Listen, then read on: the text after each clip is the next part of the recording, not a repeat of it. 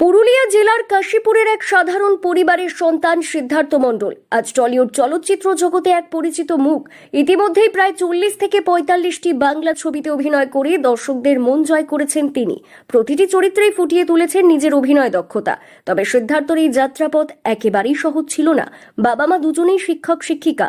এক শিক্ষিত ও শৃঙ্খলাপূর্ণ পরিবেশে বেড়ে ওঠা সিদ্ধার্থর ফলে বাড়ির ছেলে হিসেবে সিদ্ধার্থর প্রতি প্রত্যাশা অনেকটাই বেশি ছিল পরিবারের। সবাই আশা করতেন ভালো একটি প্রতিষ্ঠিত পেশাতে নিজের ভবিষ্যৎ গড়ে তুলবে সিদ্ধার্থ। জীবনে মনে হতো কিছু একটা করবো, কিন্তু কি করবো জানতাম না, মানে কোনো গোল পয়েন্ট ছিল না। আর মধ্যবিত্ত বা নিম্ন মধ্যবিত্ত বাড়ির ক্ষেত্রে জন্ম হলে যে ধরনের হয় যে মেধা তালিকায় উঠতে হবে, ফার্স্ট হতে হবে, তো সেইগুলোর মধ্যে আমিও ছিলাম। তো কোথাও সামাও সেটাও ঠিক বলবো না বেঠিক, মানে এই পেশা ভীষণ ইনসিকিউর। আর বাবা মা স্কুলে শিক্ষকতা করতেন, বাধা ছিল অনেকটাই বেশি। এবার এখান থেকে শুরু হলো, এখানের পর পুরুলিয়া পলিটেকনিকে যাই এবং সেখান থেকে মনে হতো ক্রিয়েটিভলি কিছু একটা কাজ করব, কি করব সেটা জানতাম। কিন্তু সিদ্ধার্থের মনে ছিল অন্য এক স্বপ্নের আজ। জীবনের বাকি বাকি তিনি অনুভব করতেন তার প্রকৃত আহ্বান লুকিয়ে আছে অভিনয়ের দুনিয়ায়। পরিবার ও সমাজের প্রচলিত চিন্তাধারার বাইরে গিয়ে তিনি বেছে নিয়েছেন ভিন্ন এক যাত্রাপথ, অভিনয় জগৎ। শিক্ষা জীবনে ইয়ুথ ফেস্টিভ্যাল হোক বা সরস্বতী পুজোর মঞ্চ, প্রতিটি অনুষ্ঠানেই অভিনয়ে অংশগ্রহণ করতেন সিদ্ধার্থ। অভিনয় করতাম, দেখাতাম, ইউথ ফেস্টিভ্যাল যেগুলো হতো সেগুলো পার্টিসিপেট করতাম, সরস্বতী পুজোর সময় নাটক করতাম।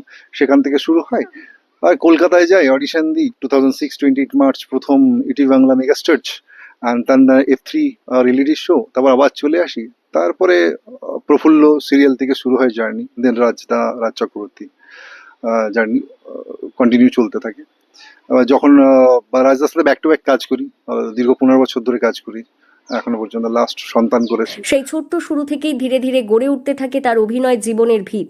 মঞ্চের আলো, সংলাপের স্পন্দন, চরিত্রে মিশে যাওয়ার আনন্দ, সব মিলিয়ে এক নতুন দিগন্তের সন্ধান পান সিদ্ধার্থ। আমি পুরোটাই এটাকে স্ট্রাগল বলবো, ইটস এ লার্নিং প্রসেস। সবাইকে থাকতে হয়, কষ্ট করতে আমায় করতে হয়েছে।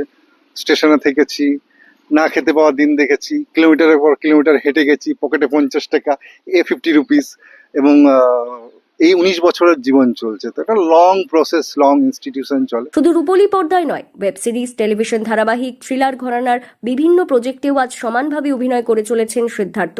প্রতিটি মাধ্যমে নিজের অসাধারণ অভিনয় দক্ষতার মাধ্যমে তিনি দর্শকদের মন জয় করছেন প্রতিনিয়ত।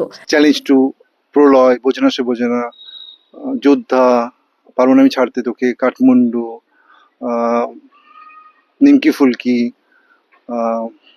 বন্য প্রেমের গল্প টু, লালবাজার,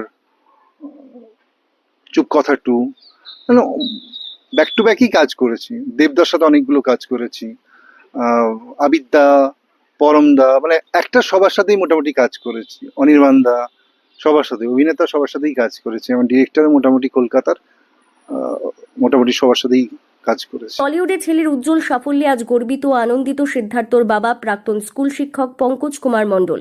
এর জন্য আমি গর্বিত। আমার ছেলে যে মানে এই স্টার লাইনে গিয়েছে এবং আজ এই যে উচ্চ ধরনের জায়গায় পৌঁছাইছে, এটা সত্যি আনন্দের বিষয়। এই জন্য আমি খুবই গর্বিত এবং ছেলে ভবিষ্যতে আরো উন্নতি করুক, এটাই আমার কামনা। এই সফর শুধুই সাফল্যের গল্প নয়, এটা এক স্বপ্নবাজ মানুষের গল্প, যিনি সমাজের বাধা ধরা রাস্তাকে পিছনে ফেলে নিজের আলোর পথ নিজেই খুঁজে নিয়েছেন। পুরুলিয়া থেকে শান্তনু দাসের রিপোর্ট, লোকাল 18 বাংলা।